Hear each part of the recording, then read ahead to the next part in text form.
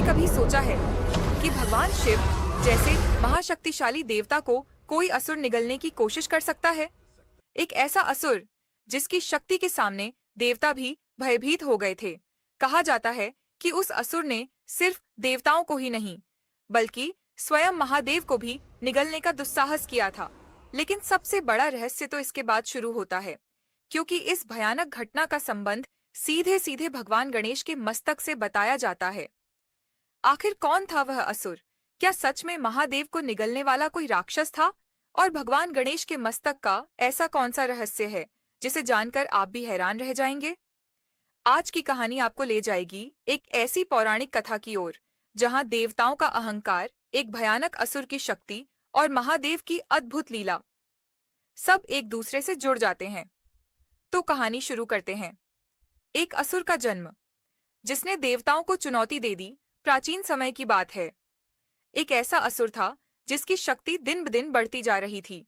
उसने कठोर तपस्या की, इतनी कठोर तपस्या कि उसके तप से तीनों लोकों में हलचल मच गई। देवता चिंतित हो उठे।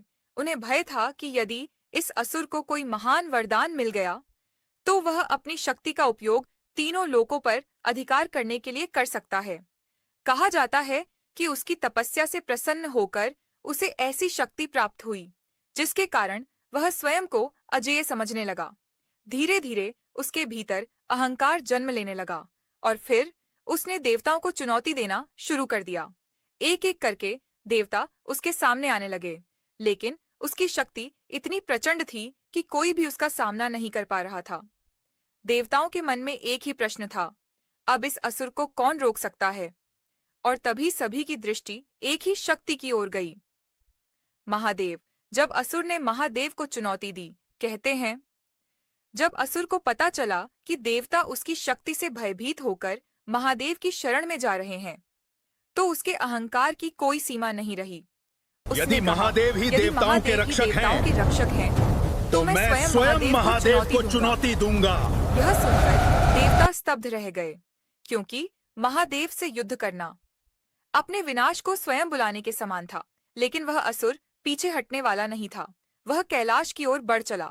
उसकी गर्जना से दिशाएं कांपने लगीं, पर्वतों पर कंपन होने लगा। देवता भयभीत थे, लेकिन कैलाश पर बैठे महादेव पूर्णतः शांत थे। उनकी आंखें बंद थीं, चेहरे पर अद्भुत शांति थी, मानो उन्हें पहले से ही पता हो कि आगे क्या होने वाला है। असुर ने महादेव को ललकारा, लेकिन महादेव ने कोई उत्तर नहीं दिया।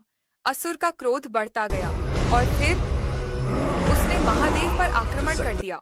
असुर ने महादेव को निगल लिया। यहीं से इस कथा का सबसे रहस्यमयी हिस्सा शुरू होता है। कई लोक कथाओं और पौराणिक परंपराओं में एक ऐसे असुर का वर्णन मिलता है जो अपनी मायावी शक्ति से महादेव को अपने भीतर समाहित करने का प्रयास करता है। कहा जाता है कि वह असुर इतना विशाल हो गया कि उसका मुख एक विशाल गुफा के समान दिखाई देने लगा। उसने महादेव को निगलने का प्रयास किया। देवता भय से कांप उठे। उन्हें लगा, क्या आज स्वयं महादेव भी इस असुर की माया में फंस गए?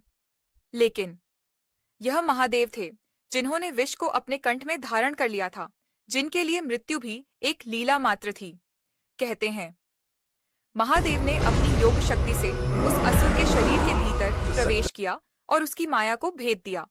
असुर को समझ आ गया कि वह जिस शक्ति को चुनौती दे रहा था वह कोई साधारण शक्ति नहीं थी, वह स्वयं महाकाल थे। असुर की शक्ति टूटने लगी, उसका अहंकार चूर हो गया और अंततः उसे महादेव की महिमा का बोध हुआ। लेकिन कहानी यहीं समाप्त नहीं होती। असल रहस्य तो अब शुरू होता है। अब प्रश्न उठता है, इस घटना का संबंध भगवान गणेश से क्या है? कई लोक परंपराओं और कथाओं में भगवान गणेश के गजमुख यानी हाथी के मस्तक को लेकर अलग अलग रहस्यमयी कथाएं सुनाई जाती हैं। सबसे प्रसिद्ध कथा तो आप जानते ही हैं। माता पार्वती ने अपने शरीर के उपटन से एक बालक की रचना की। वही बालक थे गणेश। माता पार्वती ने उन्हें आदेश दिया कि जब तक वह स्नान कर रही हैं, तब तक किसी को भी अंदर प्रवेश न करने दिया जाए। तभी महादेव वहां पहुंचे। गणेश जी ने उन्हें रोक दिया। महादेव ने समझाया, लेकिन गणेश जी अपनी माता की आज्ञा से पीछे नहीं हटे और फिर एक ऐसा युद्ध हुआ जिसने पूरे कैलाश को हिला दिया। अंततः महादेव के क्रोध में गणेश जी का मस्तक उनके शरीर से अलग हो गया। जब माता पार्वती को यह पता चला तो उनका क्रोध भयंकर रूप ले चुका था। उन्होंने संपूर्ण सृष्टि को विनाश की चेतावनी दे दी। देवता भयभीत हो गए। तब महादेव ने गणेश जी को पुनर्जीवित करने का वचन दिया। और यहीं से जुड़ता है गणेश जी के हाथी के मस्तक का रहस्य। लेकिन हाथी का सिर ही क्यों? कहा जाता है कि महादेव ने अपने गणों को आदेश दिया कि जो भी प्राणी उत्तर दिशा की ओर मुख करके सबसे पहले मिले, उसका मस्तक ले आया जाए। गणों को एक हाथी मिला, उसका मस्तक लाया गया और उसी मस्तक को गणेश जी के शरीर पर स्थापित किया गया। महादेव ने अपनी दिव्य शक्ति से गणेश जी को पुनर्जीवन दिया और उन्हें देवताओं में प्रथम पूज्य होने का वरदान दिया। लेकिन यहाँ एक रहस्यमयी प्रश्न उठता है, क्या गणेश जी का हाथी का मस्तक केवल एक संयोग था या इसके पीछे कोई गहरा आध्यात्मिक संकेत छिपा है? क्योंकि हाथी का मस्तक केवल शक्ति का प्रतीक नहीं माना जाता, बल्कि ज्ञान, स्मृति, धैर्य और विवेक का भी प्रतीक माना जाता है। विशाल मस्तक अर्थात विशाल सोच, बड़े कान अर्थात अधिक सुनना, छोटी आंखें अर्थात एकाग्रता और लंबी सूंड अर्थात परिस्थितियों के अनुसार स्वयं को ढालने की क्षमता। शायद यही कारण है कि गणेश जी का मस्तक केवल एक दिव्य रूप नहीं, बल्कि जीवन जीने का एक गहरा संदेश भी माना जाता है।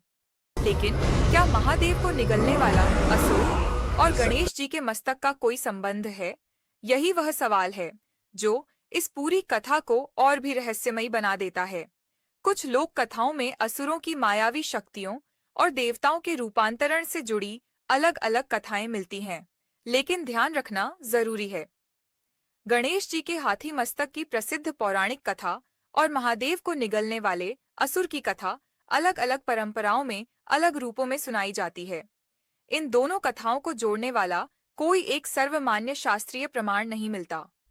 फिर भी लोक कथाओं और धार्मिक कथा वाचन में इन घटनाओं को कभी-कभी एक रहस्यमयी कथा धारा के रूप में प्रस्तुत किया जाता है।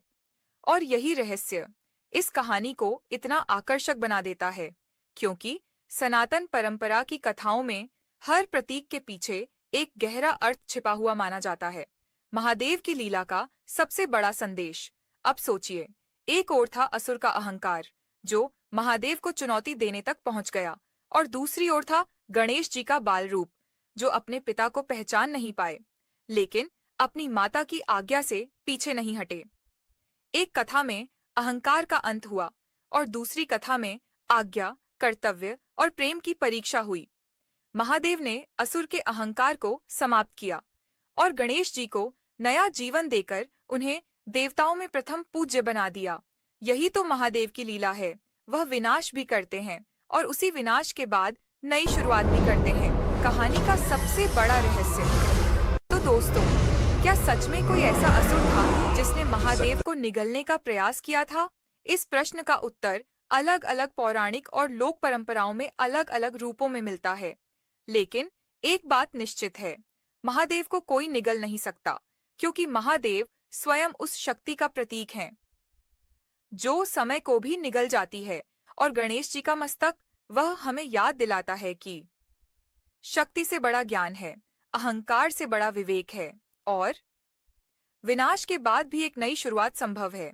शायद यही कारण है कि किसी भी शुभ कार्य से पहले हम गणेश जी का स्मरण करते हैं, क्योंकि गणेश जी केवल विघ्नहर्ता नहीं, बल्कि हमें यह सिखाते हैं कि जीवन की सबसे बड़ी बाधा बाहर नहीं, बल्कि हमारे भीतर छिपा हुआ अहंकार और अज्ञान है।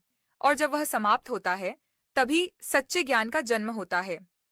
तो अगली बार जब आप गणेश जी की प्रतिमा देखें, तो उनके उस विशाल मस्तक को सिर्फ एक दिव्य रूप मत समझिएगा, क्योंकि उसके पीछे छिपा संदेश शायद यही है, बड़ा बनना है तो पहले अपना अहंकार छोटा करना सीखो। और शायद यही है महादेव और गणेश जी की इस रहस्यमयी कथा का सबसे बड़ा रहस्य। हर हर महादेव, गणपति बप्पा मोरया।